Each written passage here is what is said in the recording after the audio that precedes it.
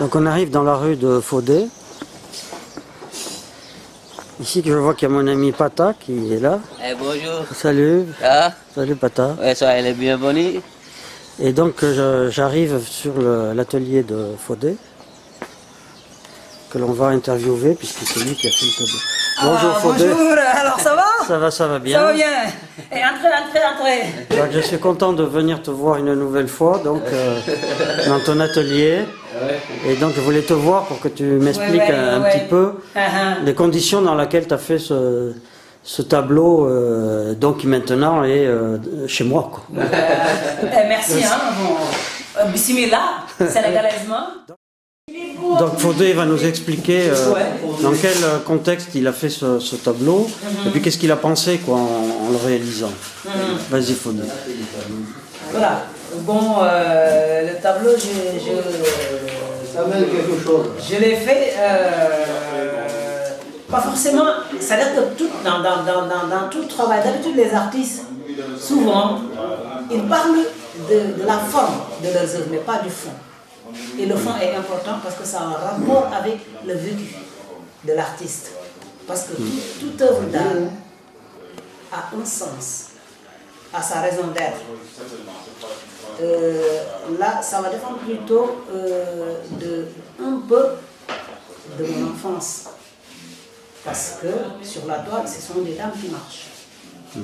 Parce que souvent, les artistes, ce sont des nostalgiques. Des personnes qui se souviennent. Et en général, ils se souviennent de leur maman. Ils sont toujours à la quête de la maman perdue. Donc, dans leur état d'esprit, dans leur façon de travail, tout le temps, les couleurs qu'ils peignent, c'est leur vie. Mais aussi, ce sont les premières vécus, les premiers pas, des images qu'ils ont vues la première fois. Et ce sont des images qui reviennent souvent. Mais ils reviennent en force. C'est ce qui fait le dynamisme d'un artiste. La différence entre un artiste qui fait une palette effacée et un artiste qui fait une palette forte, c'est sa vécu. Les premières images qu'il a vues, son histoire, sa vie. Cette toile-là fait allusion un peu à mes mamans. J'allais dire à toutes les mamans, toutes les femmes du monde, qui quelque part cherchent leurs enfants qu'ils ont perdus. Ils les amènent à boire. Ils les amènent leur source d'inspiration. C'est pourquoi, sur la tête de ces femmes, elles portent quelque chose. Ce sont des porteuses, mais d'inspiration, de vie, d'espoir. Et cet espoir-là, l'artiste que je suis essaie de le partager avec tout le monde, avec toutes les personnes qu'il a connues, avec toutes les femmes qu'il rencontre dans sa vie. Et en particulier dans cette toile-là, donc tu as expliqué que bon, c'était à l'occasion d'un festival et que tu as peint cette toile dans la journée, et puisque cette toile a été mise aux enchères au bénéfice des artistes qui étaient là. Quoi. Donc tu l'as peint dans la journée, tu as commencé le matin et tu as fini le soir. Comment ça s'est passé? Au fait, c'est plus compliqué que ça. Disons que je l'ai fait, bon, je vais dire... Pratiquement à une journée, mais tu as réfléchi avant. Une demi-journée, je n'avais pas réfléchi parce que je voulais faire autre chose. Mais lorsque j'ai vu qu'il y avait une place qui était vide, je me suis dit, là, c'est la place de la toile que j'avais laissée là-bas. Et là, je me suis rendu et j'ai fait cette toile-là. Et l'idée première qui m'est venue en tête, c'est 15 ans. C'est-à-dire que ça fait 15 ans que j'ai quitté mes parents, la maison familiale. Donc, entre-temps, j'ai appris énormément de choses. J'ai appris à aimer, à contempler, à prendre le temps, à prendre le recul par rapport à certaines choses, à voir ce qui manque. Et justement, c'est ce tableau-là qui manquait, quoi. Et ce qui me manquait en moi, à mon avis, c'était ma mère, qui m'apportait de l'inspiration. Et j'avais justement besoin d'inspiration pour pouvoir faire ce toile-là et combler le vide que j'avais. Et ce vide-là, c'est pas le vide en espace, non, mais c'est le vide en émotion. Voilà. Très bien. Ouais. Bon, moi, je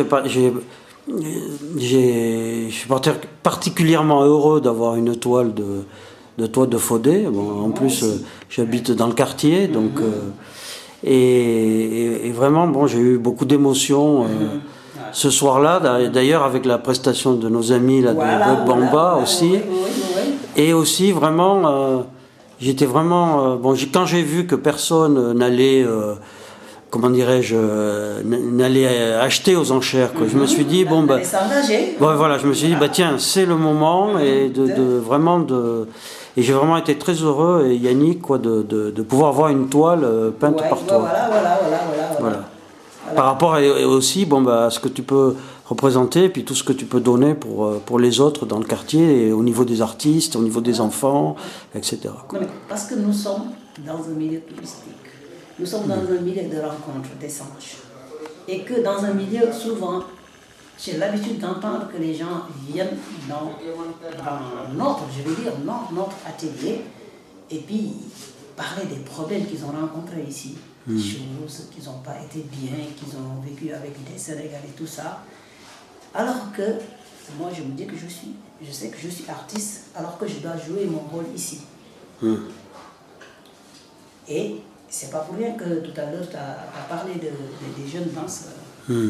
Au fait, je voulais leur transmettre le dynamisme, la force qui était en moi pour pouvoir rester ici 15 ans et 15 ans en train de, je pense, de faire que des choses qui sont bien.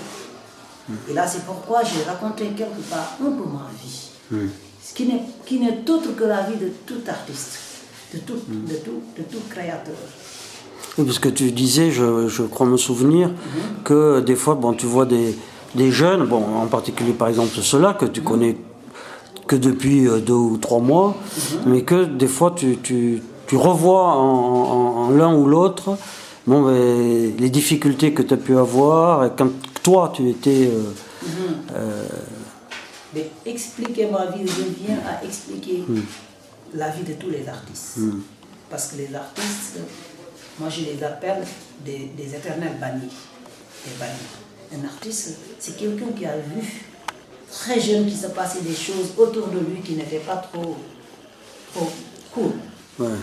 Et donc, il a envie de dire non. Mais étant dans une société où il ne faut pas surtout dire non, donc il trouve les moyens de le dire quoi. Les moyens par son travail, ou bien par ses idées, ou bien par son engagement, il va essayer toujours de trouver un moyen de dire aux autres non. Mais un non plutôt artistique, voilé. Et donc c'est une façon de montrer aux jeunes qu'ils se doivent de dire non à certaines choses qu'on fait ici, qu'on fait dans leur pays, ou bien dans leur famille, qui trouvent comment dirais-je, le moyen. Sinon l'expression, ou bien le moment pour dire non, mais artistiquement. Un non qui éduque et qui ne fâche pas. Voilà, bon ben merci Faudé. Merci à vous aussi.